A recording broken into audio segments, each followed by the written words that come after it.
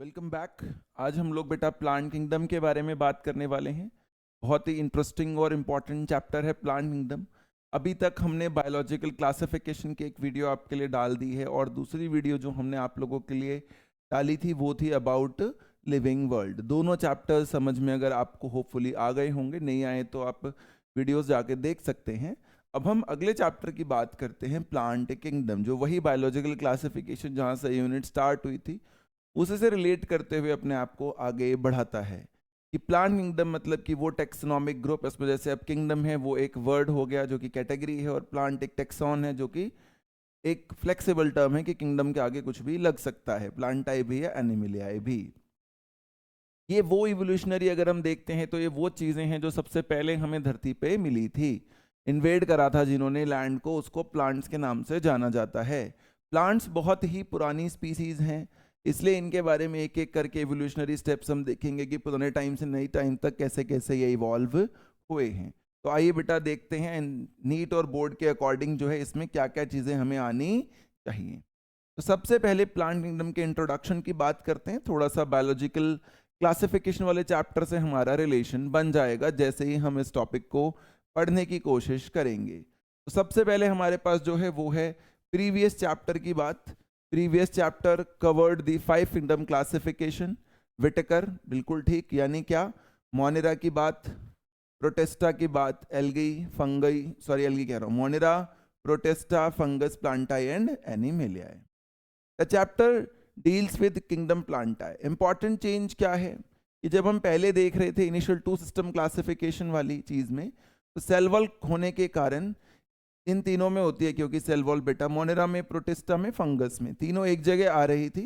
But kingdom प्लांटाई में आप देखोगे कि जब हम डिवाइड करेंगे तो ये सब अलग अलग डिस्ट्रीब्यूशंस में, अलग अलग फाइलम्स या डिविजन्स में आपको दिखेंगे।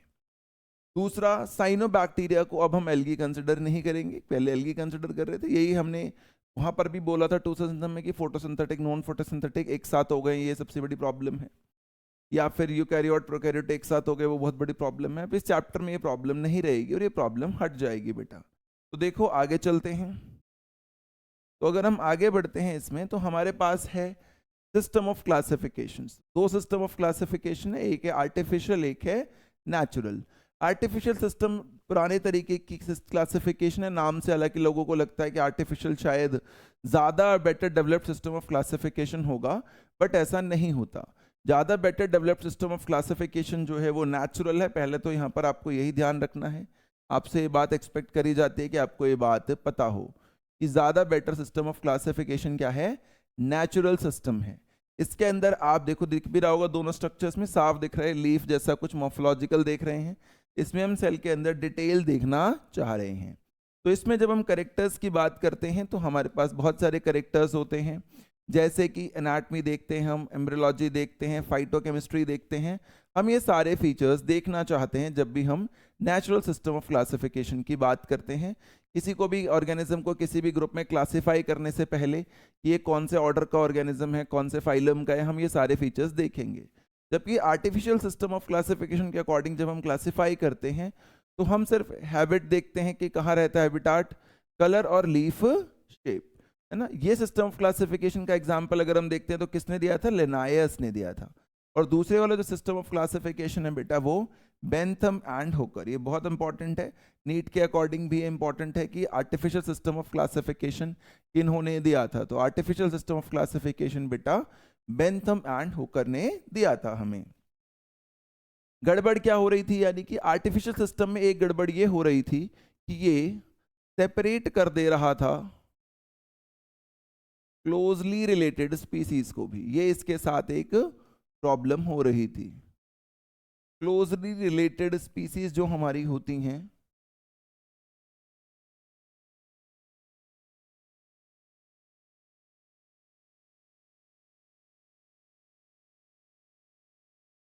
उनको भी बेटा ये जो सिस्टम ऑफ क्लासिफिकेशन थी वो क्या कर दे रही थी, सेपरेट कर दे रही थी। ये इसके साथ एक चैलेंज आ रहा था हमारे पास। आगे अगर हम देखते हैं इसमें तो हमें एक और बात समझ में आती है कि एक और प्रॉब्लम जो आर्टिफिशियल सिस्टम के साथ थी वो ये थी कि ये कंसिडर कर रहा था दोनों कैरेक्टर्स को, वेजिटेटिव और सेक्सुअल कैरेक्टर को इक्वल वेटेज दे रहा था, जैसा कि एनसीईआरटी में लिखा गया है। जबकि आइडियली हम जानते हैं कि वेजिटेटिव कैरेक्टर तो बहुत आराम से बदल जाता है इन्वायरमेंट से, और रिप्रोडक्टिव या सेक्सुअल कैरेक्टर इतनी जल्दी इन्वायरमेंटल फैक्टर से बदलता नहीं है। तो हमें शायद दोनों को बराबर वेटेज नहीं देनी चाहिए थी, बट हम बराबर वेटेज देते हैं, ये हमें पता होना चाहिए। ये इस सिस्टम के साथ, आर्टिफिशियल के साथ प्रॉब्लम थी, नेचुरल के साथ ऐसी कोई प्रॉब्लम नहीं थी। और आजकल जो मॉडर्न सिस्टम ऑफ क्लासिफिकेशन हैं, देखो उसके बारे में बात करते हैं हम। तो हमारे पास मॉडर्न फाइलोजेनेटिक है। फाइलो का मतलब मैंने कल भी बताया था बेटा आपको, फाइलो का मतलब ट्राइब या रेस होता है बेसिकली। ये नीचे लिख देते हैं, शायद ऊपर आपको क्लियरली विजिबल नहीं होगा। फाइलो का मतलब ट्राइब या रेस होता है, और जेनेटिक का मतलब ऑरिजिन होता है, कि कोई रेस कैसे ऑरिजिनेट करती है, कैसे इवॉल्व करती है। उस इवोल्यूशनरी रिलेशनशिप के लिए जब कभी भी हम यूज करते हैं बेटा, तो हम फाइलोजेनेटिक क्लासिफिकेशन का इस्तेमाल करेंगे। इसके अंदर 3 तरीके की चीजें हैं आजकल क्लासिफाई करने का, मतलब वही जो मैंने सेम आपको बायोलॉजिकल क्लासिफिकेशन में समझाया, और सबसे पहले उसमें लिविंग वर्ल्ड में समझा हम लोगों ने। कि क्लासिफाई करने का मतलब है एक ऑर्गेनिज्म को डिफरेंट टेक्सास में प्लेस करना। जैसे मैंने खुद को अपने आप को मैमिलिया में प्लेस कर रखा है, फाइलम कॉर्डेटा में प्लेस कर रखा है, क्लास मैमिलिया, किंगडम एनिमिलिया, इस तरीके से प्लेस करना। तो और जो ये स्टडी होती है जिसके बेस पर हम क्लासिफिकेशन करते हैं डिफरेंट टेक्सास में, इसको टेक्सोनॉमी कहते हैं। तो ऐसे क्लासिफिकेशन करने के लिए आजकल 3 तरीके की टेक्सोनॉमीज का इस्तेमाल होता है। पहली होती है न्यूमेरिकल टेक्सोनॉमी, जिसमें हम कंप्यूटर्स का इस्तेमाल करते हैं। हर कैरेक्टर को एक, जब हमने पढ़ा था लिविंग वर्ल्ड में भी, कि सबसे पहले हम कैरेक्टराइजेशन करेंगे, फिर उसे कंपेयर करेंगे कि किस जैसे कैरेक्टर्स, इसके आइडेंटिफिकेशन, फिर नॉमेनक्लेचर, फिर क्लासिफिकेशन। तो हम हर कैरेक्टर को एक कोड दे देते हैं और सबको बराबर वेटेज देते हैं, किसको कितनी इंपॉर्टेंस देनी है, और फिर हम उसको मैच करते हैं। तो कंप्यूटर बेस्ड है तो मैनुअल एरर के चांसेस कम है, तो हमारे को बेटर से बेटर पता चल जाता है कि ये कौन से ग्रुप में से रखे जाना चाहिए।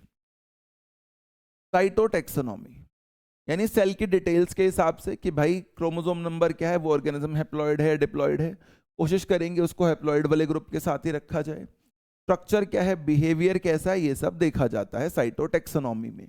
ब्रांच ऑफ टेक्सोनॉमी है जिसमें हम किसी ऑर्गेनिज्म के कैरेक्टर को स्टडी करते हैं, कंपेयर करते हैं और पुट करते हैं उसे किसी पर्टिकुलर ग्रुप में बेटा। कीमोटेक्सोनॉमी, कीमोटेक्सोनॉमी का मतलब होता है कि हम केमिकल कॉन्स्टिट्यूएंट्स की मदद करेंगे कि क्या जो अभी मुझे प्लांट मिला है, मान लीजिए उससे अल्कलॉइड ऑब्टेन होता है, तो मैं देखूंगा पहले किस प्लांट से अल्कलॉइड ऑब्टेन हो रखा है, कोशिश करूंगा शायद उसके आसपास उसे किसी पर्टिकुलर ग्रुप में क्लब कर दूं। तो मॉडर्न फाइलोजेनेटिक क्लासिफिकेशन में 3 चीजें होती हैं, न्यूमेरिकल, साइटोटेक्सोनॉमी एंड कीमोटेक्सोनॉमी। तो बेटा टेक्सोनॉमी मॉडर्न और आर्टिफिशियल और नेचुरल सिस्टम, हमने ये 2 बातें पढ़ ली हैं। अब अगर हम आगे चलते हैं बेटा प्लांट किंगडम के अंदर देखो, तो हमारे पास अगला टॉपिक होता है एल्गी के जनरल कैरेक्टर्स। एल्गी का जो लैटिन सिंपल मीनिंग होता है बेटा, उसे हम सी वीड कहते हैं। अब थोड़ा सा मिसनोमर ही होता है, वीड से बच्चे को तो यही लगता है कि किसी काम का नहीं है, उखाड़ फेंक देना चाहिए वीड को, बट ऐसा नहीं होता। वीड हमारे बहुत काम की चीज होती है। मिसनॉमर है ये वाली वीड जो है एल्गी वाली, ये हमारे लिए बहुत इंपॉर्टेंट काम करती है। देखोगे आपके इसके क्या क्या इंपॉर्टेंस है। जैसे क्लोरोफिल बियरिंग होता है तो फोटोसिंथेटिक तो होगा ही। थैलॉइड होता है, thalloid and thallus. Thallus basically noun है, बता रहा है nature of the body, physical उसकी जो नीड ऑफ द बॉडी है कैसा है वो है।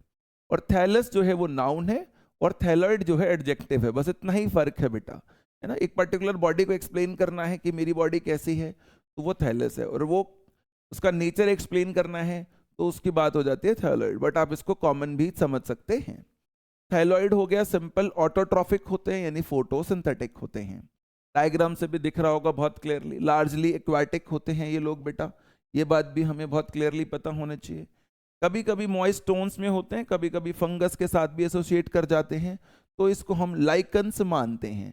एक और एग्जाम्पल एनसीईआरटी में बहुत है इसका, जो कई बार बच्चा मिस करता है, कि कभी कभी ये एसोसिएट कर जाते हैं विद स्लॉथ बेयर। क्या मिस करता है बच्चा कॉमनली इसमें बेटा, कि ये एसोसिएट करते हैं विद स्लॉथ बेयर। ये पॉइंट आपको याद रखना है, बहुत बार हम एनसीईआरटी में इस वाले पॉइंट को मिस कर जाते हैं जब हम पढ़ते हैं।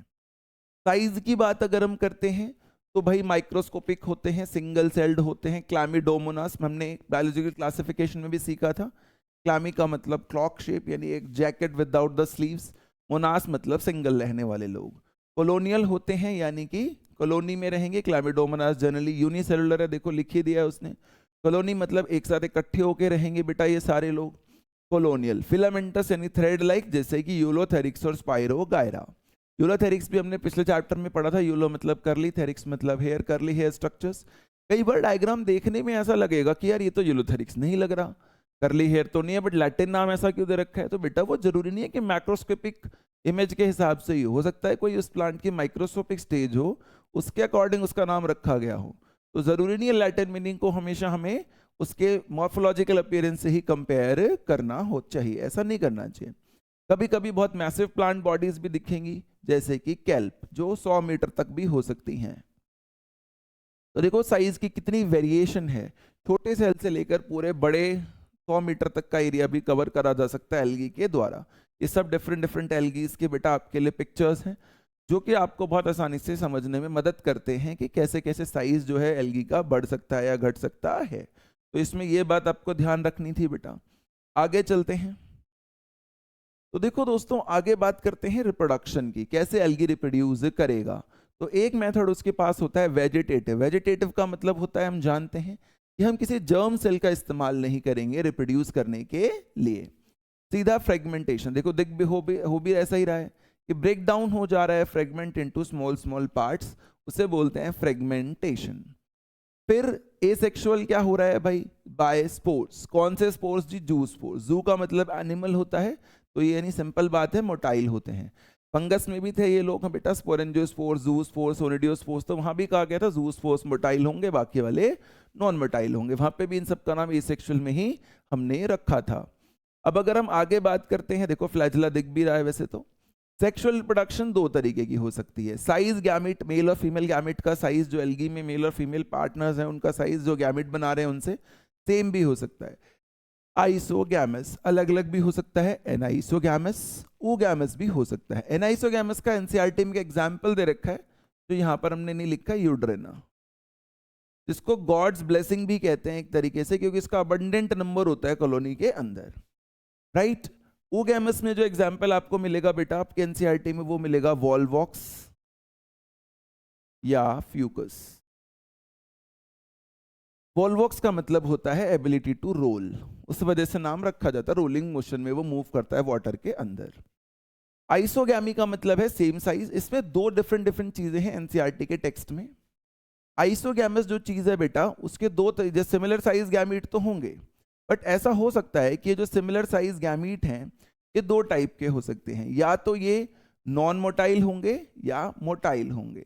अगर मोटाइल हैं और सिमिलर साइज हैं तो उसका एग्जाम्पल होता है यूलोथेरिक्स, जो भी आप पीछे देख रहे थे, नाम आपको पढ़ ही रखे हैं। और अगर मोटाइल है, सॉरी नॉन मोटाइल, आइसोगैमस में मोटाइल है तो यूलोथेरिक्स, और नॉन मोटाइल है तो बेटा स्पाइरोगायरा। दो नाम आपके सामने आपको पता होने चाहिए इसमें। आइसोगैमस के केस में Ulothrix and Spirogyra, flagellated and non flagellated. तो ये बात बेटा हमारी एल्गी को लेकर हो गई कि कैसे कैसे क्या क्या चीजें होनी है। आगे चलते हैं बेटा। तो हमारे पास इसकी इकोनॉमिक इंपॉर्टेंस आती है, जो मैंने कहा भी था कि इसको हम मिसनोमर की तरह कभी कभी देखते हैं, बट ऐसे हमें नहीं देखना हो चाहिए। CO2 फिक्सेशन या oxygen, carry out 50% of CO2 fixation on earth. Food source क्या होते हैं इसके? फूड सोर्स की तरह कौन कौन से एल्गी यूज होते हैं? पोरफायरा। पोरफायरा इसका नाम ही इसके पिगमेंट के कलर के हिसाब से होता है। लेमिनारिया, लेमिला लाइक या शीट लाइक अपीयरेंस होती है इसकी, लीफ लाइक स्ट्रक्चर की, इसलिए लेमिनारिया। तारगसम, तारगसम का मतलब होता है बेरी लाइक अपीयरेंस होती है इसके एयर ब्लैडर्स की जो इसमें प्रेजेंट होते हैं, इसलिए सारगसम। ये नाम मैं लिख नहीं रहा हूं बट आपको बता रहा हूं ताकि आपको याद रहे, रिलेट आप इजीली कर पाओ इन टर्म्स को, बाद में आपको रिमेंबर करने में आसानी होगा अगर आपको इनका मीनिंग पता होगा। 70+ स्पीशीज और भी हैं जो फूड सोर्स की तरह यूज हो सकती हैं। आप देख सकते हो फूड वाले डायग्राम्स भी बनाए गए हैं। ये पूरे अर्थ में CO2 फिक्सेशन रिप्रेजेंट की गई है डायग्राम से। हाइड्रोकोलाइड्स एंड अगार बेटा, हाइड्रोकोलाइड्स एंड अगार क्या काम है भाई इनका? तो इनसे हाइड्रोकोलाइड्स भी ऑब्टेन हो सकते हैं जिनका काम है वाटर को एब्जॉर्ब या रिटेन करने की एबिलिटी। जैसे कि एल्गिन एक केमिकल सब्सटेंस है जो कि ब्राउन एल्गी से प्रोड्यूस हो रहा है। कैरागिन रेड एल्गी है ना। कैरागिन नाम क्यों रखा है भाई इसका? कैरागिन एक कैरेबियन एरिया में एक हैबिटाट है, वहां पर ये पाया जाता है, उसके अकॉर्डिंग इसका नाम कैरागिन रखा जाता है। अगार कहाँ से ऑब्टेन होता है भाई? तो एल्गिन, हमें जो सब्सटेंस मिलने वाले हैं बेटा, दो वाटर होल्डिंग सब्सटेंसेस हैं, एल्गिन और कैरागिन। एक मिल गया ब्राउन से, एक मिल गया रेड से। अगार जो कि न्यूट्रिएंट मीडिया में बहुत बार हम यूज करते हैं कल्चर करने के लिए, ग्रोथ करने के लिए, वो हमें कहाँ से मिलता है? From Gelidium and Gracilarias. ये रेड एल्गी के एग्जांपल्स होते हैं भाई, दोनों के दोनों। जिलिडियम मतलब जेली लाइक, ग्रासिलारिया मतलब डेलिकेट सिलेंडर लाइक स्ट्रक्चर्स होते हैं इसके अंदर। आइसक्रीम और जेलीज में इनका इस्तेमाल होता है। ये जो पैराग्राफ है इसमें से बहुत बार नीट के अंदर क्वेश्चन बेटा पूछा जा चुका है या पूछा जाता रहता है, तो ये आपको ध्यान रखना है। स्पेस फूड, क्लोरेला, कुछ लोग स्पाइरुलिना भी पढ़ते थे पहले, बट अब वो पुरानी एनसीईआरटी की बात हो गई। क्लोरेला पिछले चैप्टर में भी हमने पढ़ा था, क्लोरो मतलब ग्रीन, एला मतलब स्मॉल। तो small green like structures, green structures space travellers के द्वारा यूज करा जाता है। तो देखो सीवीड हम कह रहे हैं बट वीड नहीं है, बहुत सारे इकोलॉजिकली हमारे पास फंक्शनली इंपॉर्टेंस है किसकी बेटा? एल्गी की। आगे चलते हैं, एल्गा की इंपॉर्टेंस इसके बाद बेटा। तो देखो हमने पढ़ लिया, अब इसकी क्लासिफिकेशन की बात करते हैं। तीन होते हैं, डायग्राम में क्लियरली आपको दिख रहा होगा, ग्रीन है, ब्राउन है और रेड एल्गी है। Chlorophyceae, Phaeophyceae, Rhodophyceae. फाइसी का मतलब बहुत सिंपल है, फाइसी का मतलब सीवीड या एल्गी है।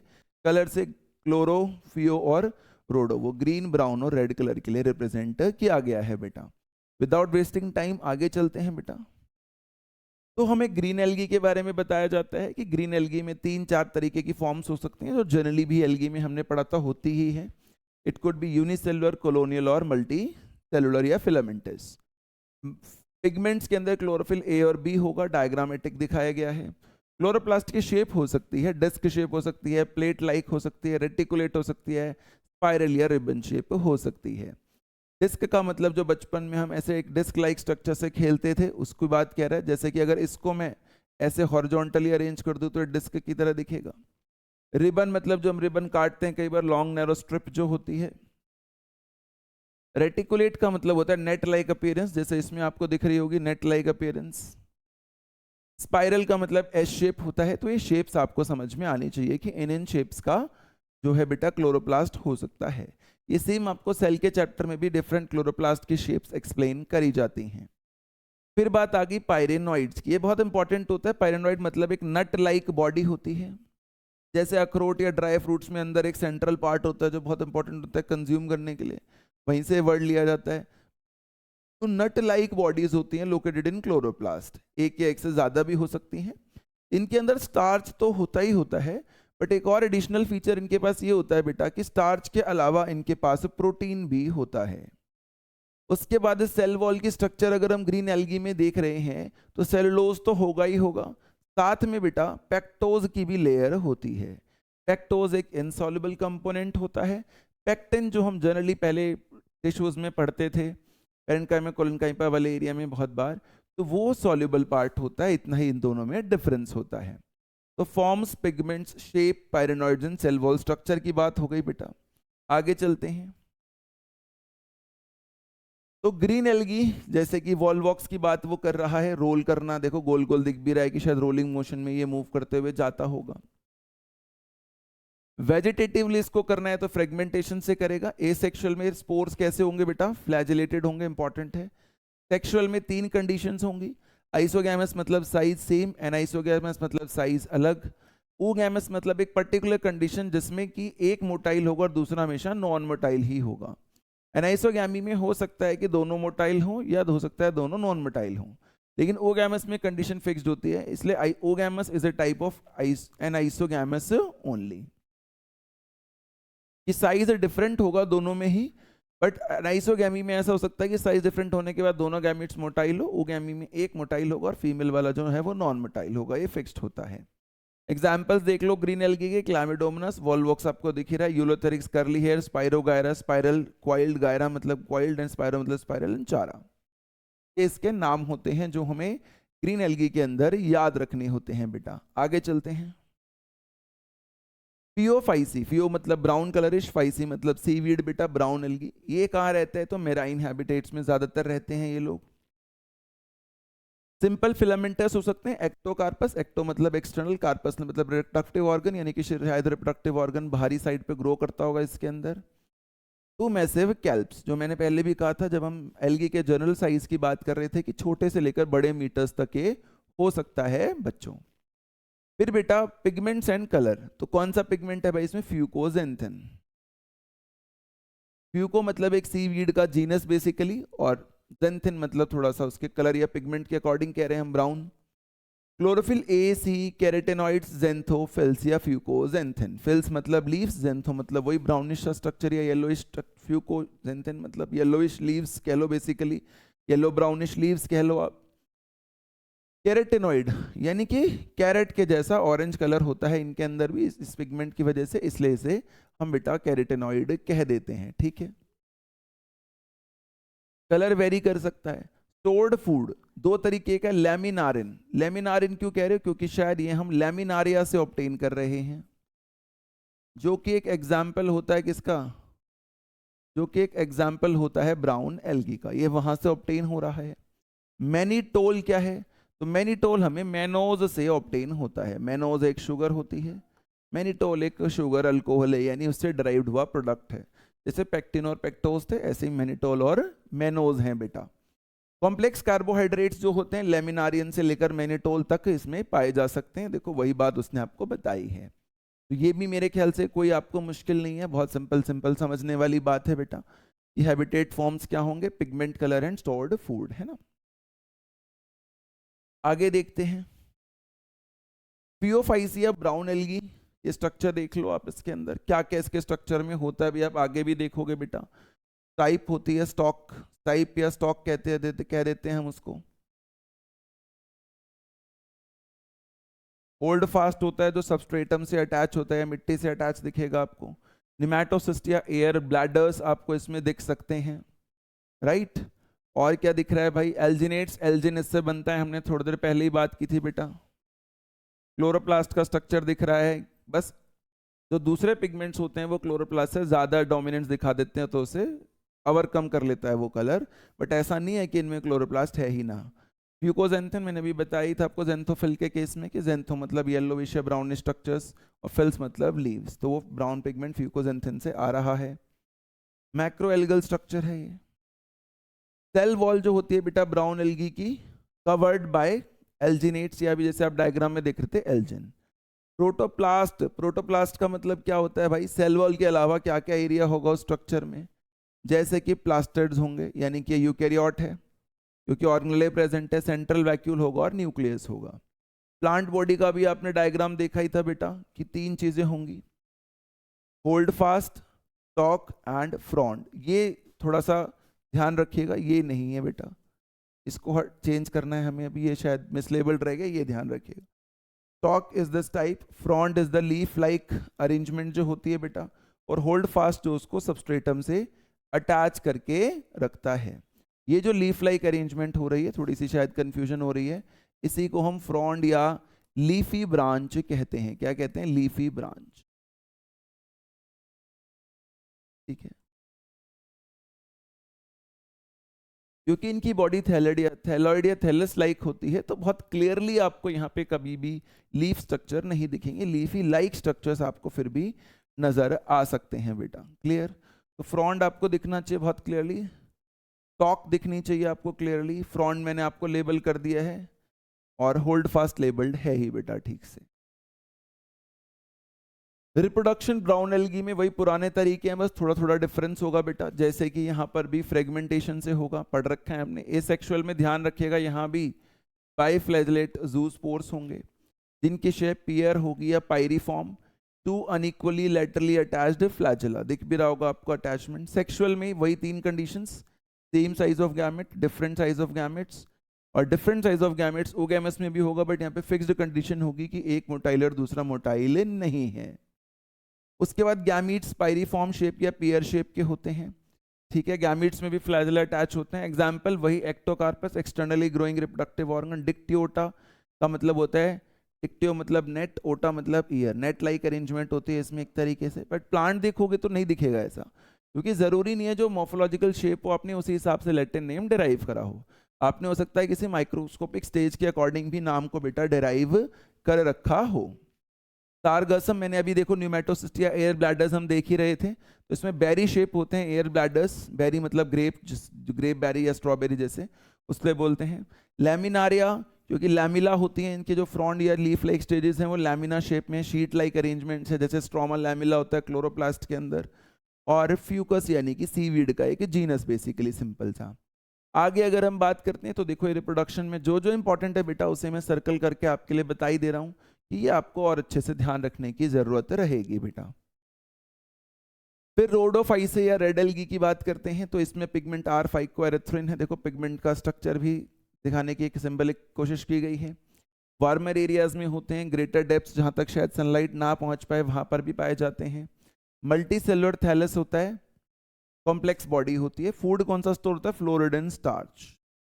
बट गड़बड़ क्या है बेटा, ये नाम तो स्टार्च है but it is similar to what, it is more similar to amylopectin and glycogen.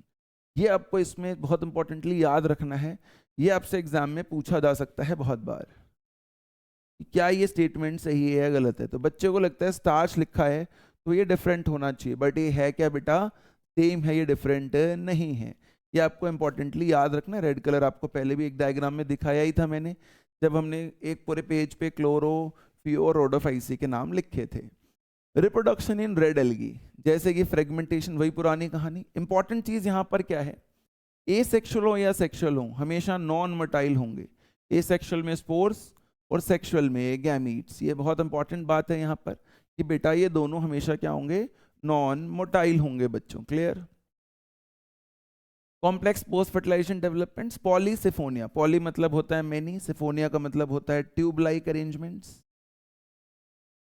पॉरीफायरा pigment के कारण है। ग्रासिलारिया जिलिडियम, जिलिडियम ग्रासिलारिया जेली लाइक है ना, हमने तब भी Gelidium jelly like, Gracilaria delicate cylindrical structures को कहते हैं। रेड एल्गी है, हमने तब भी देखा था अगार वगैरह ऑब्टेन करने में हेल्प करती है हमारी ये।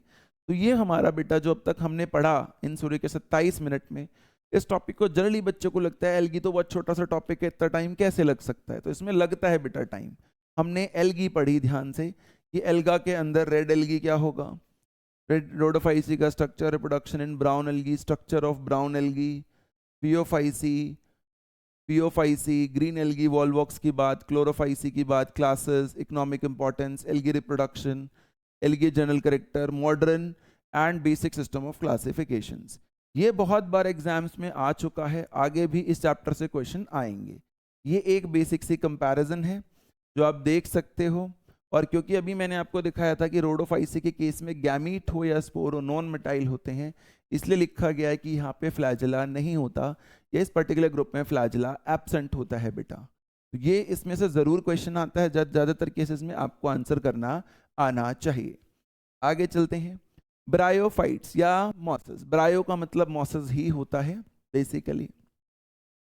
लिवर वॉट्स, इनकी शेप लिवर जैसी लगती थी लोगों को इनके प्लांट्स में, या इनके कुछ प्लांट के स्ट्रक्चर्स की तो लगता था लिवर के ट्रीटमेंट में यूजफुल होंगे, हालांकि उतना सच नहीं है ये बात, बट ऐसा माना जाता था, इसलिए इनका नाम लिवर वॉट्स रखा गया था। कॉल्ड एम्फीबियंस, क्योंकि ये पहले थे जिनको वाटर चाहिए था फर्टिलाइजेशन के लिए और लैंड पे आ गए थे, जैसे फ्रॉग्स का होता है, एम्फीबियंस का होता है, ये लैंड पे आ गए पर वाटर चाहिए फर्टिलाइजेशन के लिए। आप आगे जाके पढ़ोगे कि वाटर फर्टिलाइजेशन के लिए टेरिडोफाइट्स को भी चाहिए, लेकिन प्रॉब्लम ये है कि वहां पर वैस्कुलर टिश्यू भी आ गए हैं साथ में, इसलिए उसको एम्फीबियन नहीं माना जा रहा है। यहाँ पे ट्रू वैस्कुलर टिश्यूज नहीं है, और ये फर्स्ट वन है, फर्स्ट वन ही एम्फीबियन कहलाते हैं, तो वही इसलिए इसको एम्फीबियन कहते हैं। सॉयल में रह सकते हैं, वाटर पे जरूरी है इनका, डैम्प यानी थोड़ी गीली जगह, ह्यूमिड या शेडेड एरिया में रह सकते हैं। बहुत इंपॉर्टेंट है क्योंकि अब स्पेशली ये टॉपिक हट गया है हमारी इकोलॉजी से, तो यहीं पर बचा है अगर ये कोई पूछना चाहे तो। कि अगर इवोल्यूशनरी में ये सोचूं कि अभी नई ज़मीन है, बिल्कुल कुछ भी नहीं आया है किसी ज़मीन पर, तो पहली चीज़ कौन सी होगी जो वहाँ ग्रो करने की कोशिश करेगी? तो ब्रायोफाइट्स। बाद में धीरे धीरे बाकी पूरा प्लांट बड़ा एंजियोस्पर्म तक उसके थ्रू सक्सीड करते हुए पहुंच सकता है। आगे देखो स्ट्रक्चर क्या है बेटा, बॉडी वही पुरानी थैलस लाइक है, यानी कोई ट्रू रूट स्टेम लीफ उसमें नहीं है। प्रोटेरस या इरेक्ट्रेट है, प्रोस्ट्रेट का मतलब होता है फ्लैट है या इरेक्ट है बेटा। सबस्ट्रेटम से अटैच है by rhizoids, root like structures, rhizo मतलब रूट, आइड्स मतलब स्ट्रक्चर्स। राइजोइड्स कैसे हो सकते हैं? तो याद रखिएगा राइजोइड्स यूनी या मल्टी सेलुलर हो सकते हैं। ट्रू रूट स्टेम लीफ नहीं होता, देखो इधर बना के दिखाया गया और इधर वाले में बेटा क्रॉस कर दिया गया है ट्रू रूट स्टेम लीफ को। डोमिनेंट फेज गैमेटोफाइट होता है, याद रखना generally when I was a student तो मुझे यही लगता था कि छोटे प्लांट्स में स्पोरोफिटिक डोमिनेंट होता होगा, बड़े में गैमेटोफिटिक, क्योंकि मैं बड़ा हूँ और मेरे अंदर गैमेटिक स्टेज होती है। बट उल्टा होता है बेटा, ब्रायोफाइट्स के अंदर आप देखोगे कि मेन फेज गैमेटोफिटिक है, आगे टेरिडोफाइट या उससे आगे जाओगे तो स्पोरोफिटिक मेन फेज है। मेन फेज का मतलब जो लॉन्गर लिविंग है, जो इंडिपेंडेंट होती है। सिंपल भाषा में गैमेटोफाइट मतलब जो गैमेट प्रोड्यूसिंग स्टेज है, और स्पोरोफिटिक मतलब जो स्पोर प्रोड्यूसिंग स्टेज है। गैमेटोफिटिक जनरली हैप्लॉइड होती है, स्पोरोफिटिक जनरली डिप्लॉइड होती है। सेक्स ऑर्गन्स मल्टी सेलुलर है बेटा, एंथ्रीडियम और आर्कीगोनियम होते हैं। आर्की मतलब इनिशियल, फर्स्ट या ओरिजिन, गोनियम मतलब जनरेट, यानी फर्स्ट ऑफस्प्रिंग या फर्स्ट जनरेशन को क्रिएट करने वाली चीजें, उस नाम से इस तरीके से इनका नाम रखा जाता है। हमने फंगस में भी पढ़ा था फंजाई में कि सोनिडिया का है, सोनिडियो फोर्स पर है, फोर का मतलब बियरिंग होता है। ऐसी एनसीईआरटी में दो टर्म्स दिए जाते हैं, archegoniophore and antheridiophores, यानी कि they are carrying the antheridium और द आर्कीगोनियम, ये आपको बेटा पता होना चाहिए। फ्लास्क शेप मतलब जो लैब में, केमिस्ट्री की लैब में फ्लास्क होता है, एक ऐसे गोल नीचे से और ऊपर से सिलेंड्रिकल ऊपर उठा हुआ होता है, उसको फर्स्ट फ्लास्क शेप स्ट्रक्चर के हिसाब से नाम दिया गया है। ज्यादातर जगह पे बाईफ्लैजिलेट वर्ड यूज हुआ है, ये भी बाईफ्लैजिलेट होता है, एंथ्रोजॉइड भी। तो ये आपको ब्रायोफाइट के बारे में थोड़ा सा पता होना चाहिए बेटा, समझ में आ जाना चाहिए। कोई कंफ्यूजन हो तो आप मुझसे बेटा पूछ सकते हो, है ना, टेक्स्ट करके पूछ सकते हो, कमेंट करके, ये सब फ़ोन नंबर वगैरह भी आपको स्क्रीन पे डिस्प्ले हो रहा है। पीवाईक्यूज वगैरह अगर आपको अटेम्प्ट करने हैं तो आप हमारी जो प्ले स्टोर पे एप्लीकेशन है वहाँ पर एस्पायर वर्टेक्स से आप कर सकते हैं क्वेश्चंस भी अटेम्प्ट, और कोई दिक्कत हो तो आप हमसे डिस्कस कर सकते हैं बेटा। ये वीडियो भी एक वन शॉट वीडियो ही है पहले वालों की तरह। लाइफ साइकिल कैसे होती है, तो जो ऑर्गन है एंथ्रेजॉइड मेल वाला, वो क्या रिलीज करेगा, वो एंथ्रेजॉइड कह रहा हूँ सॉरी, अभी हम पढ़ रहे थे ना बेटा, जो एंथ्रीडियम है मेल रिप्रोडक्टिव ऑर्गन, जैसे हमारी बॉडी में टेस्टिस होता है वो स्पर्म रिलीज करता है, ऐसी जो यहाँ पर एंथ्रीडियम होता है बेटा, वो क्या रिलीज करता है, वो एंथ्रीजॉइड रिलीज करता है, मेल गैमेट्स बेसिकली। वो कोशिश करेंगे आर्कीगोनियम को कांटेक्ट करने की वाटर के थ्रू, क्योंकि इसलिए से एम्फीबियन कहा गया है। यूज करेंगे एग के साथ तो क्या बना लेंगे, जाइगोट। ये देखो ये मेल गैमेट दिखाया गया है, ये फ्लास्क से फीमेल दिखा रहा है, मिल गया इससे जाके और जाइगोट बना लिया। जाइगोट से बनेगा मल्टी सेलुलर स्पोरोफाइट, और स्पोरोफाइट की बॉडी बहुत वेल डिफरेंशिएटेड होगी या छोटी होगी, वो अभी हमें धीरे धीरे पता चलेगा, ध्यान रखिएगा जो मैंने अभी बोला। अटैच्ड टू गैमेटोफाइट, यानी स्पोरोफाइट गैमेटोफाइट के ऊपर अटैच्ड रहेगा, उस पर डिपेंडेंट रहेगा, यानी फ्री लिविंग नहीं रहेगा, यानी मेन प्लांट बॉडी कौन सी है, गैमेटोफाइट ही है इसकी। फिर देखो स्पोरोफाइट मियोसिस करता है, और ये स्पोरोफाइट में मियोसिस होकर बनते हैं स्पोर्स। ये देखो स्पोर्स जैसे कुछ स्ट्रक्चर्स निकलते हुए दिख रहे हैं, ये स्पोर्स जर्मिनेट करते हैं फिर से क्या बनाने के लिए, फ्री लिविंग गैमेटोफाइट, और फिर गैमेटोफाइट्स के अंदर ये गैमीट्स बन जाएंगे, और फिर से ये कहानी चलती रहेगी। स्पोरोफिटिक बॉडी से देखो, अगर ये स्पोरोफाइट हमने यहाँ बनाया था तो इसमें स्पोर बनाया, यानी स्पोर प्रोड्यूसिंग पार्ट है ये, और गैमेटोफिटिक बॉडी से गैमेट बनते हैं तो वो गैमेटोफाइट कहलाता है। तो इस तरीके से इनकी लाइफ साइकिल बेटा चलती रहती है। आगे बात करते हैं इंपॉर्टेंस क्या है, तो हर्बेशियस मैमल्स के लिए बहुत इंपॉर्टेंट है, जैसे काव वगैरह हैं जिनको हर्ब्स खानी है, हर्ब्स जनरली नॉन वुडी होती हैं, बर्ड्स के लिए इंपॉर्टेंट है। एक ये रॉक्स को कोलोनाइज करते हैं अलॉन्ग विद लाइकेंस, वही प्लांट सक्सेशन में मदद करते हैं। डिकम्पोज रॉक्स छोटे छोटे न्यूट्रिएंट रिसाइकलिंग में मदद करते हैं। डेंस मैट्स इतने क्लोजली ग्रो करते हैं कि पूरा मैट या जो कारपेट जिसको हम बोलते हैं ऐसे पूरे सरफेस पे फैल जाते हैं, तो हमारी हेल्प करते हैं सॉइल इरोजन से बचने में, राइट, क्योंकि जितने ज़्यादा ये फैलेंगे उतने इनके राइजोइड जो स्ट्रक्चर्स हैं वो डीप सॉइल में जाएंगे, डीप सॉइल में राइजोइड के स्ट्रक्चर्स अगर जाएंगे बेटा तो वो मिट्टी को पकड़ के रखेंगे, तो पानी आने पे वो बहेंगे नहीं। बेसिकली यही समझ लो कि एक प्लांट अपने रूट लाई, जितने प्लांट ग्रो करेंगे, प्लांट लाई के स्ट्रक्चर ग्रो करेंगे, इन सब की रूट्स मिट्टी को पकड़ के रखेगी, तो सॉइल इरोजन से बच जाएंगे। स्फेगनम एक मॉस होता है जिसका मतलब होता है स्पाइनी श्रब्स, स्फेगनम मतलब स्पाइनी और मतलब श्रब्स, तो स्पाइनी स्ट्रक्चर्स होते हैं इसमें। प्रोवाइड्स पीट, एक फ्यूल यूज बनता है इससे। क्या फायदा है इसका भाई, ये वाटर को बहुत अच्छे से होल्ड कर सकता है, वाटर होल्डिंग कैपेसिटी इसकी बहुत अच्छी है। इसके कारण हम इस पीट के अंदर किसी भी लिविंग ऑर्गेनिज्म को डाल के ट्रांसशिप कर सकते हैं दूर दूर तक, क्योंकि उसकी डेथ नहीं होगी, वाटर से अवेलेबल रहेगा, तो वो पर्टिकुलर स्ट्रक्चर बेटा ज़्यादा टाइम तक जिंदा रहेगा या उसको कोई परेशानी नहीं आएगी, ऐसा हम कह सकते हैं बेटे। तो ये इसकी इंपॉर्टेंस है बेटा, है ना, सारी की सारी, कि herbaceous, Sphagnum, colonise, decompose, dense mats, ये सब इसकी इंपॉर्टेंस होती हैं। हमारा कम से कम फोकस 1 घंटा 1.5 घंटा लगातार पढ़ाई का होना ही चाहिए बेटा, तभी हम एग्जाम में काम कर पाएंगे। बोर्ड एग्जाम, स्कूल एग्जाम सब 2-3 घंटे के होते ही हैं, तो हमारी हैबिट होनी चाहिए कि हम सीधा सीधा 2-3 घंटे तक कम से कम पढ़ पाएं। तो एल्गी के बाद जो नेक्स्ट टॉपिक हम पढ़ रहे हैं बेटा अभी, वो ब्रायोफाइट्स पढ़ रहे थे। आगे चलते हैं दोस्तों, लिवरवोर्ट्स। लिवर जैसा दिखता है, grow in moist shady habitats, thalloid होता है, यानी no true root stem leaf. Marchantia, NCERT Marchantia एक साइंटिस्ट, उन्होंने अपने फादर के ऑनर पे नाम रखा था। एनसीईआरटी में एक वर्ड लिखा होता है appressed to the substrate. Appressed का मतलब होता है जैसे पेन में इस हथेली पे रख दो तो it is pressing against the palm. Apprised का मतलब होता है प्रेसिंग अगेंस्ट, तो वो आपको पता होना चाहिए मीनिंग। एसेक्सुअल रिप्रोडक्शन ये कैसे करता है बेटा, जैसे एल्गी वगैरह में भी होती थी फ्रेगमेंटेशन। या गैमे, गैमे का मतलब होता है एक बर्ड, जिस स्ट्रक्चर पे ग्रो करता है उसे गैमा कप कहते हैं।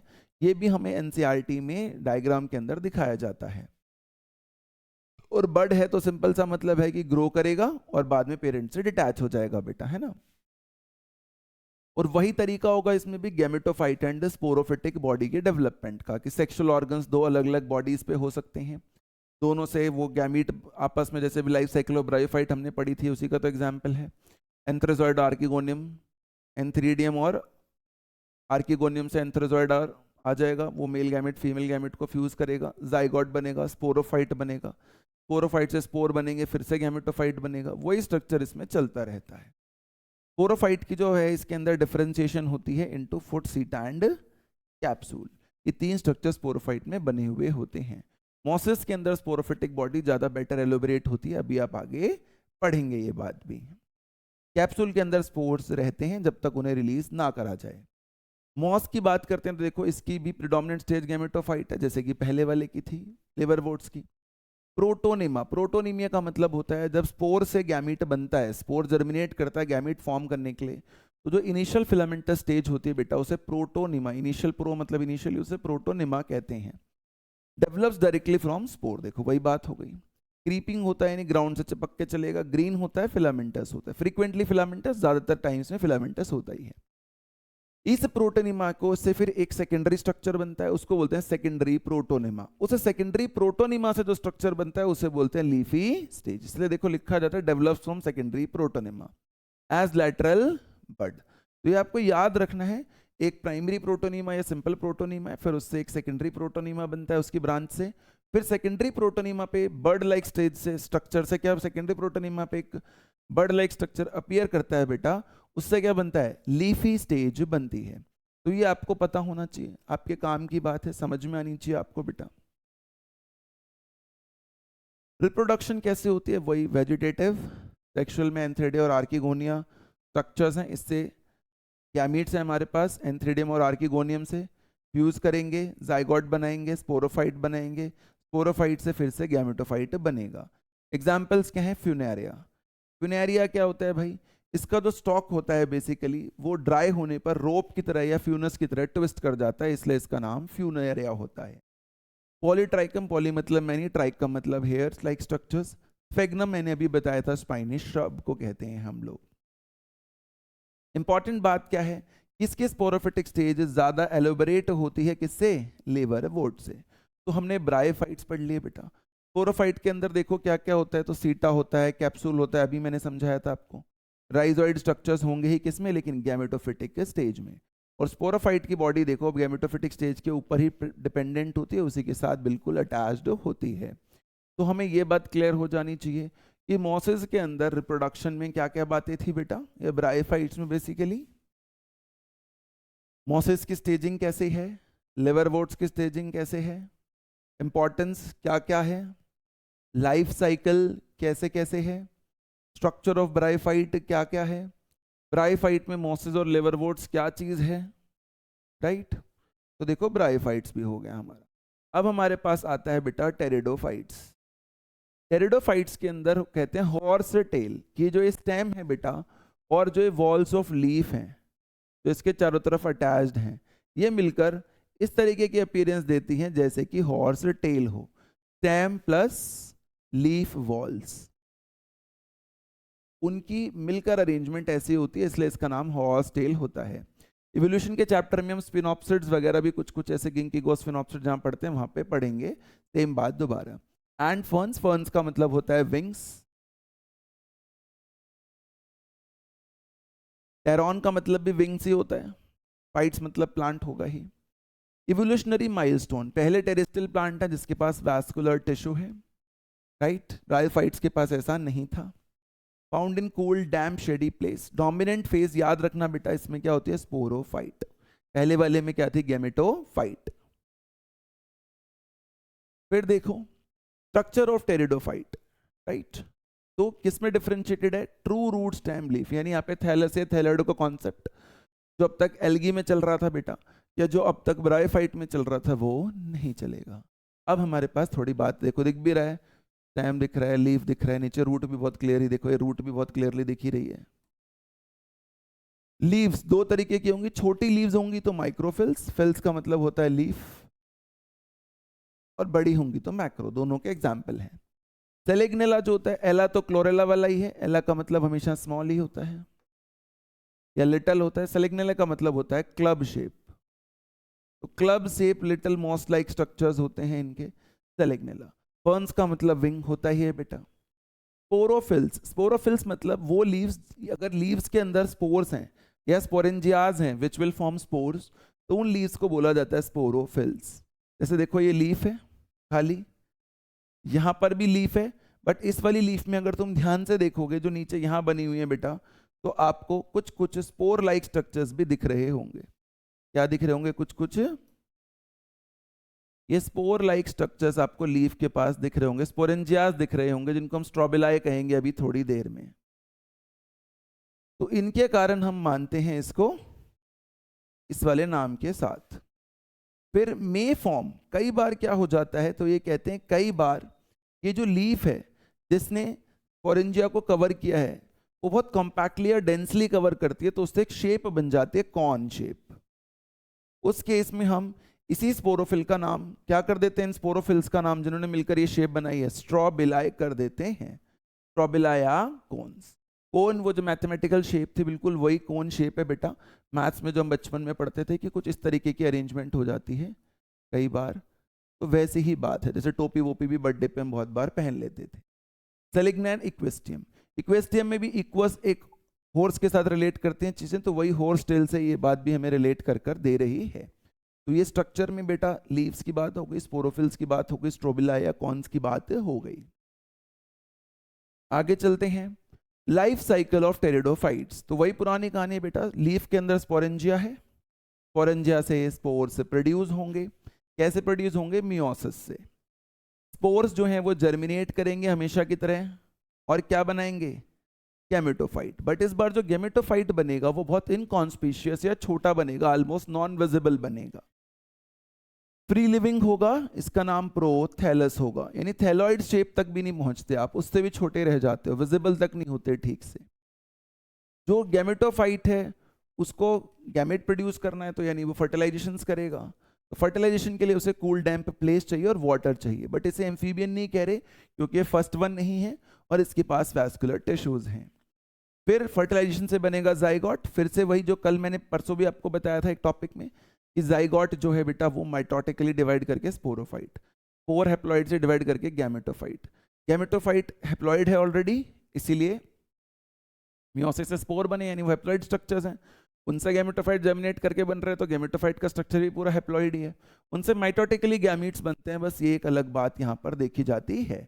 और उन गैमीट से फिर फर्टिलाइजेशन, यानी फिर से डिप्लॉइड, फिर स्पोरोफाइट जाइगोट के बाद, फिर हैप्लॉइड, फिर गैमेटोफाइट, फिर माइटोसिस से गैमीट, ये प्रोसेस चलता रहता है बेटा। ये डायग्रामेटिकली भी आप इसमें रिलेट कर सकते हो। होमोस्पोरस, अगर दोनों स्पोर एक जैसे हैं तो उसे होमोस्पोरस कंडीशन कहा जाता है, जैसा कि पाया जाता है मेजॉरिटी लोगों में, जैसे लाइकोपोडियम, लाइको मतलब वॉल्फ, पोडियम मतलब foot, wolf foot like appearance, Equisetum horse tail appearance, Pteris या विंग्स।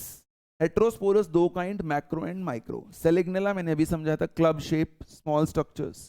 सेल्विनिया, ये भी इटालियन एनाटॉमिस्ट ने अपने उनके ऑनर पे हमने नाम रखा हुआ है, कोई इटालियन एनाटॉमिस्ट था उनके नाम या सरनेम में सेल्विनिया वर्ड रहा होगा, उनके हिसाब से हमने रखा हुआ है। सीड हैबिटेट प्रकर्सर, अब दो अलग अलग स्पोर्स हैं बेटा, तो एक मेगा होगा एक माइक्रो होगा, जैसे सेक्सुअल प्रोडक्शन फ्लावरिंग प्लांट में भी हम पढ़ते हैं। जो मेगा स्पोर होगा बेटा उसे बोलेंगे फीमेल गैमेटोफाइट, और जो माइक्रो स्पोर होगा उससे क्या बनेगा, मेल, क्योंकि मेल गैमेटोफाइट को जो गैमेट बनाना है वो छोटा है, जो फीमेल गैमेट होता है वो जनरली बड़ा होता है। ये बन जाएंगे इनसे फीमेल। अब इसमें इंपॉर्टेंट बात क्या है, इंपॉर्टेंट बात ये है कि जो गैमेटोफाइट है, जैसे आप उसमें देख रहे थे थैलॉइड ब्रायोफाइट वाले में, कि फुटसिटा कैप्सूल वाला स्पोरोफाइट गैमेटोफाइट के ऊपर डिपेंडेंट था, उसके साथ अटैच था, यहाँ बिल्कुल उल्टा होता है। ये लोग बोलते हैं कि फीमेल गैमेटोफाइट जो होगा वो रिटेन होगा ऑन पेरेंट स्पोरोफाइट, यानी कि जाइगोट डेवलप करेगा एम्ब्रियो को, ये बात ठीक है, लेकिन वो जो गैमेटोफाइटिक बॉडी है वो इंडिपेंडेंट नहीं होगी, इससे स्पोरोफाइट से इस केस में। क्लासेस कौन कौन सी हैं, साइलोप्सिडा, साइलो मतलब नेक्ड, पिसिडा मतलब अपीयरेंस, यानी कोई पर्टिकुलर इसमें हमें अच्छे से रूट वगैरह नहीं दिखती है तो हम नेक्ड अपीयरेंस कहते हैं। Lycopsida wolf appearance, Sphenopsida wedge shape appearance, spheno मतलब वेज, टेरो मतलब विंग शेप अपीयरेंस। ये इसके एग्जाम्पल्स हैं बेटा, फर्न, सेलिग्नेला, साइलोटम, ये मैंने मीनिंग आपको बता दिए हैं सबके, करेक्ट। तो होमो हेट्रोस्पोरी क्लियर होना चाहिए। जिम्नोस्पर्म्स में होमोस्पोरी का कॉन्सेप्ट ना के बराबर होता है, वहां पे सब हेट्रोस्पोर्स ही होते हैं बेटा। लास्ट टॉपिक देखो इंपॉर्टेंट, होमो हेट्रो हो गया, लाइफ साइकिल हो गया, स्ट्रक्चर की बात हो गई और टेरिडोफाइट्स की बात हो गई। Beautiful diagrams. जिम्नोस्पर्म, जिम्नो का मतलब होता है नेक्ड, स्पर्म का मतलब होता है बेटा सीड। तो रूट सिस्टम देखो, टैप रूट होते हैं इसमें, प्राइमरी रूट सिस्टम है, मॉर्फोलॉजी में हम पढ़ेंगे टैप और फिब्रस रूट सिस्टम्स में क्या अंतर होता है। जनरल कैरेक्टर्स क्या होते हैं कि ovules are not enclosed by ovary wall, और टेरिडोफाइट्स का एक और इंपॉर्टेंट बात होती है, सोइल बाइंडर्स है, मेडिसिनल पर्पस में भी ये बहुत बार इस्तेमाल होते हैं। Ovules are not enclosed by ovary wall, ठीक बात है, बिफोर और आफ्टर फर्टिलाइजेशन, इसलिए नेक्ड कहा गया। मीडियम साइज या बड़े ट्रीज हो सकते हैं जैसे सिकोया, साइंटिस्ट के नाम पर है ये नाम भी बेटा। टेनिन पिगमेंट के कारण इसको जायंट रेडवुड ट्री, ऐसे कुछ नाम्स भी आप आगे देखोगे। माइकोरहाइजा, जैसे कि एग्जांपल कौन सा, जिम्नोस्पर्म पाइनस, पाइन शेप होता है, या फर ट्री जिसको हम कहते हैं पाइनस। फंगल एसोसिएशन होती है रूट्स के साथ, माइको मतलब वैसा ही। कोरलॉइड का मतलब होता है कोरल अपीयरेंस, कोरल अपीयरेंस हम सिलेंट्रेट्स में पढ़ते थे, कोरल्स वैसी वाली बात कर रहा है वो। ये नाइट्रोजन फिक्सेशन में हेल्प करते हैं, किसकी मदद से, इनकी रूट्स जो होती हैं, जैसे कि साइकस के केस में ये पाया जाता है, इनकी रूट से साइनो बैक्टीरिया के साथ एसोसिएट करती हैं नाइट्रोजन फिक्सेशन के लिए, क्योंकि हमने बायोलॉजिकल क्लासिफिकेशन में पढ़ रखा होता है बेटा कि साइनो बैक्टीरियाज के पास क्या स्ट्रक्चर होता है, साइनो बैक्टीरियाज के पास हेट्रोसिस्ट सेल्स होते हैं, specific sales for nitrogen fixation. आगे बात करते हैं बेटा, तो हमें बताया जाता है एडेप्टेशन ऑफ लीव्स इस केस में, या स्टैम। तो स्टैम अनब्रांच्ड हो सकती है जैसे कि साइकस, या ब्रांच्ड हो सकती है जैसे कि पाइनस या सेड्रस। लीव्स हो सकती हैं adapted to withstand extreme of temperature and winds, और स्टैम अनब्रांच्ड या ब्रांच्ड। ये जो अनब्रांच्ड और ब्रांच्ड वाली बात है, और ये जो बात है नाइट्रोजन फिक्सेशन वाली और माइकोरहाइजा वाली, प्लीज ये ध्यान रखिएगा। मुझे ऐसा लगता है कि 2026 के एग्जाम में यहां से क्वेश्चन आने की पूरी संभावना रहेगी बेटा। कॉनिफर्स जो होते हैं देखो, वही कोन शेप जिनकी एक स्ट्रक्चर होती है, निडल लाइक लीव्स होती हैं, ये भी कॉनिफर है, और कॉन शेप टेरिडोफाइट में भी थी, बट ये वाले कॉनिफर्स ज्यादा वुडी होते हैं, थोड़े से ज्यादा लार्ज होते हैं, ये आपको पता होना चाहिए। वहां कॉनिफर नहीं कह रहे थे, वहां कॉन या स्ट्रॉबिलाई कह रहे थे बस।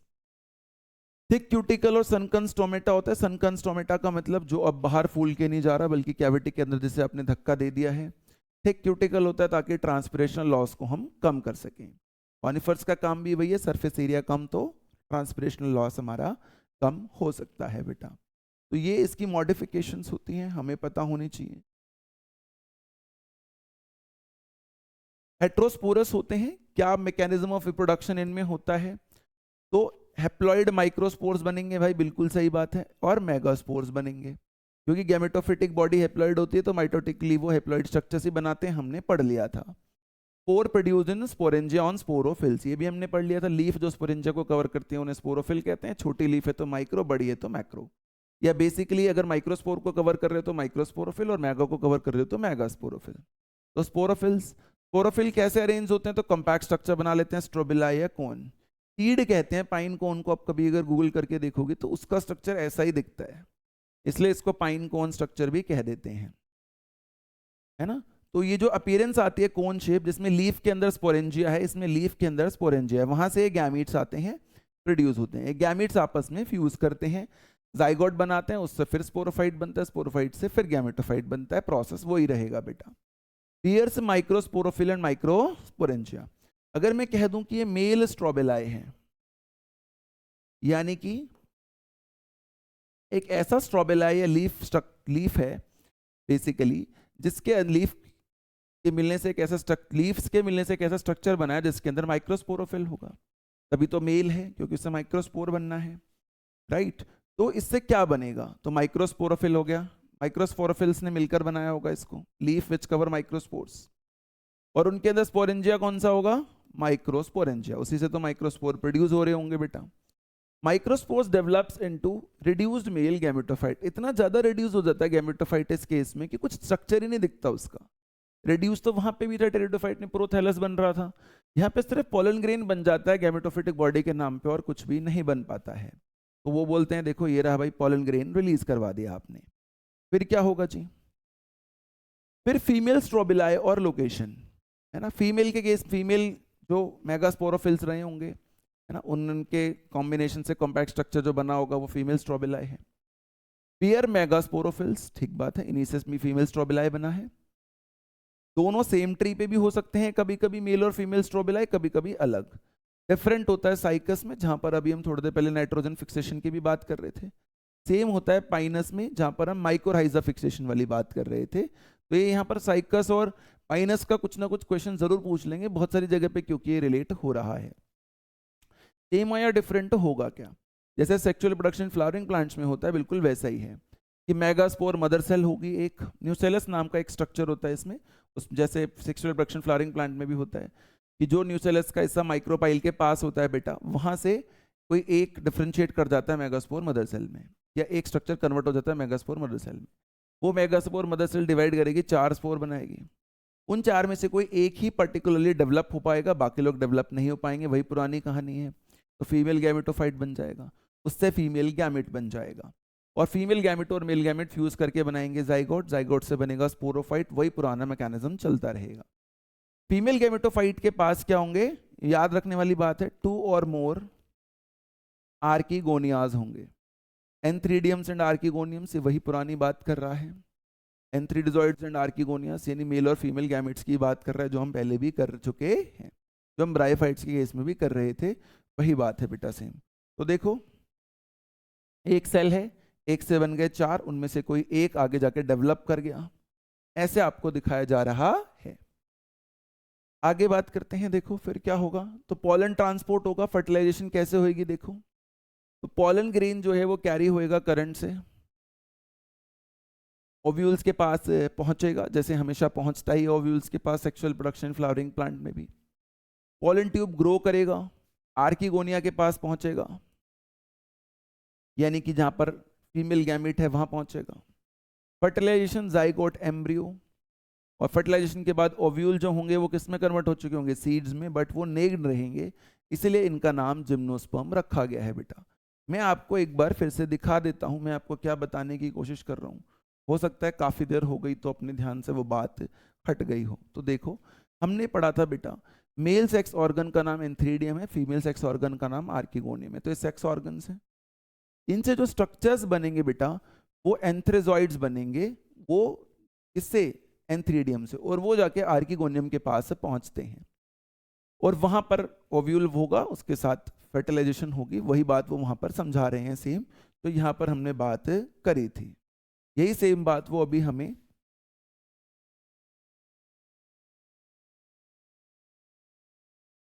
बता रहे हैं कि भैया पॉलन ग्रेन आएगा, आर्किगोनियम या आर्किगोनिया के पास पहुंचेगा, फर्टिलाइजेशन होगी और ऐसे चीजें होंगी। इसमें एक और इंपॉर्टेंट बात ये होती है बेटा कि अनलाइक ब्रायोफाइट्स या टेरिडोफाइट्स, जैसे वहां पर तो आपने बोल दिया था स्पोरोफाइट से गैमेटोफाइट बन गया, यहां पर जो गैमेटोफाइट है उसकी इंडिपेंडेंट फ्री लिविंग एग्जिस्टेंस होती ही नहीं है, गैमेटोफाइट की कोई फ्री लिविंग इंडिपेंडेंट एग्जिस्टेंस होती ही नहीं है। किसके केस में, टेरिडोफाइट्स में, सॉरी जिम्नोस्पर्म्स में। ये बहुत इंपॉर्टेंट क्वेश्चन है जो आपसे पूछ लिया जाता है। ऐसा क्यों कहते हैं? देखो आप, तो है ना, हाँ, तो ये बात हो गई। तो ये हमारे पास पूरा इसका फर्टिलाइजेशन का कॉन्सेप्ट रहता है। यानी बेसिकली स्पोरोफाइट बॉडी से गेमेटोफाइट बॉडी कभी अलग ही नहीं होगी। ये ओव्यूल वोव्यूल सब कुछ स्पोरोफाइटिक बॉडी के अंदर ही चल रहा होगा, पॉलन ग्रेन भी स्पोरोफाइटिक बॉडी के पास जाएगा, उसी के अंदर गेमेटोफाइट है, इसलिए कह रहा है कि उसकी कोई इंडिपेंडेंट लिविंग नहीं है। Last topic angiospermae. एंजियो मतलब वेसल या कंटेनर, स्पर्मी मतलब seed. Flowering plants, pollen grains और ओव्यूल्स डेवलप करेंगे फ्लावर्स में। ओवरी फ्लावर फ्रूट वैसे वाला कॉन्सेप्ट है बेटा। ये ओवरी से फ्रूट बनता है जैसा कि हम जानते हैं, ओव्यूल से सीड बनता है। Seed are enclosed in fruits. ठीक बात है, देखो ये फ्रूट है, जैसे एप्पल ही है मान लो, जैसे मान लो एप्पल ही है, लेकिन इसके बाहर आपको फ्रूट्स नजर आ रहे होंगे। डाइवर्सिटी छोटे से बड़े तक हो सकते हैं। वॉल्फिया साइंटिस्ट के नाम पर है। यूकेलिप्टस, यू मतलब ट्रू और मतलब लेप्टस मतलब कवर्ड होता है, तो अच्छे से कवर करके रखता है अपने स्ट्रक्चर को। ये ओवर 100 मीटर हो सकता है। Economic importance, food, fodder, fuel या मेडिसिन में बहुत बार जितने प्लांट्स होते हैं हमारे यूज आते ही हैं। फ्लावरिंग प्लांट, बहुत सारे फ्लावर्स हमारे बहुत सारे ट्रीटमेंट में यूज आते हैं, कैंसर तक के ट्रीटमेंट में यूज आ जाते हैं। डाइकॉट होते हैं यानी, और मोनोकॉट। अगर सिंगल सीड है जैसा कि मॉर्फोलॉजी में स्क्यूटेलम कहते हैं उसे हम, और अगर डबल सीड है तो dicot. Dicotyledon basically embryonic leaf को कहते हैं बेटा।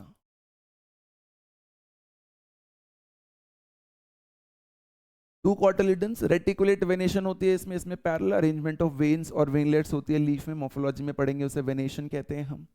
ट्राइमेरस फ्लावर यानी कि जो अरेंजमेंट है सेपल्स और पेटल्स की वो 3 के नंबर में है, 3, 6, 9 ऐसे। और अगर 4 या 5, 4, 8, 12 या 5, 10, 15 हो पेटल सेपल इस तरीके से अरेंज्ड हो तो उसे बोलते हैं पेंटामेरस। जैसे देखो यहाँ पे 3 दिख रहे होंगे, 1, 2, 3, यहाँ पे 5 दिख रहे होंगे, ट्राइमेरस एंड पेंटामेरस। ये मोनोकॉट और डाइकॉट का डिफरेंस समझाया है उसने डायग्रामेटिकली, बाकी हम इसके बारे में आगे बेटा पढ़ेंगे ही। तो ये देखो प्लांट किंगडम का चैप्टर था बेटा। मैंने कोशिश करी रिविजन बहुत अच्छे से 1 शॉट में हम 1 घंटे में ही कर लें, एनसीईआरटी की सारी चीज़ें कवर भी कर लें, कुछ छूटे भी ना। ये हमारी समरी है algae, bryophyte, pteridophyte, gymnosperm, angiosperm और लाइफ साइकिल की। तो ये हमें अच्छे से पता होनी चाहिए बेटा, है ना। स्पोरोफाइट, और ये हमने उसमें बायोलॉजिकल क्लासिफिकेशन में भी पढ़ा था कि ये 2n होता है और ये n होता है। इस गैमेटोफाइट से गैमेट प्रोड्यूस होते हैं, उन गैमेट्स की फ्यूजन से स्पोरोफाइट, स्पोरोफाइट से स्पोर प्रोड्यूस होते हैं, स्पोर में मियोसिस होती है, फिर से स्पोरोफाइट में मियोसिस होके मियोसिस, इससे यहाँ मियोसिस होती है, स्पोर्स बनते हैं, उसके बाद ये स्पोर्स जर्मिनेट करते हैं और बना देते हैं गैमेटोफाइट। जब इससे गैमेट बनेंगे तो ये माइटोसिस की डिवीजन होगी, और यहाँ पर जब स्पोर बनते हैं तो मियोसिस की डिवीजन होती है। ये आपको थोड़ा सा आइडिया बेटा होना चाहिए। तो देखो प्लांट किंगडम जैसा इंपॉर्टेंट चैप्टर भी बेटा हमने कर लिया है। आप लोग हमें अपनी सजेशंस देते रहिएगा, ऐसे ही हम और भी वीडियोस आपके लिए बेटा लाते रहेंगे। फिर मिलेंगे आपसे अगले चैप्टर के साथ जो कि है animal kingdom. Thank you very much.